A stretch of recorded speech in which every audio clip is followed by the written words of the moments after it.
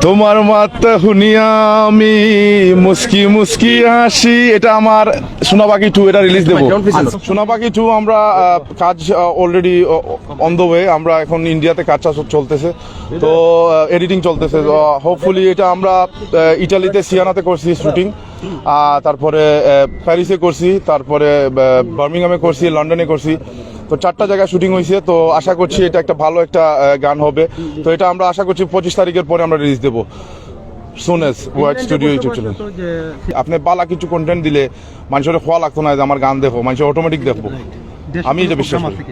102-3টা আছে মাতর, আর আশা আছে করার, বাট আমি মেইনলি আইছি 100 সোনা পাখি 2টা রিলিজ দেওয়ার লাগি। যে বাংলাদেশ অতদিন আমি প্রবাসী হলতরে উৎসর্গ করছি গান, এখন দেশের মানুষের উৎসর্গ করার লাগি আইছে।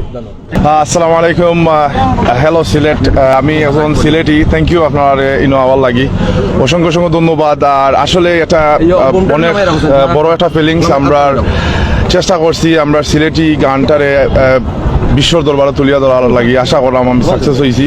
সব থেকে বড় কথা হলো প্রবাসী হল অনেক সাহায্য করছে। আসলে প্রবাসী বলতে এত মায়া গানও করছে, এই জন্য আর কি আসলে প্রবাসী বলতে অসংখ্য ধন্যবাদ।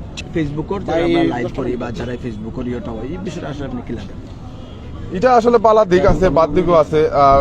আমি আশা করি যে কোনো কন্ট্রোভার্সি থেকে ভাইরাল হওয়া ঠিক নাই, মানুষে ভুলি যায়। যদি আপনি পালা কিছু কন্টেন্ট দেন, অফকোর্স মানুষের সব সময় মনে রাখবো। যার লাগে আপনি 1 বছর আগে গান ছাড়ছি, আপনারা সবে মায়ার দৃষ্টিতে দেখি আমার আইরা দেখাত, উইচ ইজ গুড। আর কন্ট্রোভার্সি থাকি হইলে মনে হলো 1 সপ্তাহ 2 সপ্তাহ বাদে মানুষ ভুলি যায়। ও কোনো 500 মিলিয়ন ডাজন্ট ম্যাটার, বাট বাদে দিয়ে ভুলি যায় মানুষ। সো এটা আসলে অনেক বড় একটা পাওয়া আমার লাগে।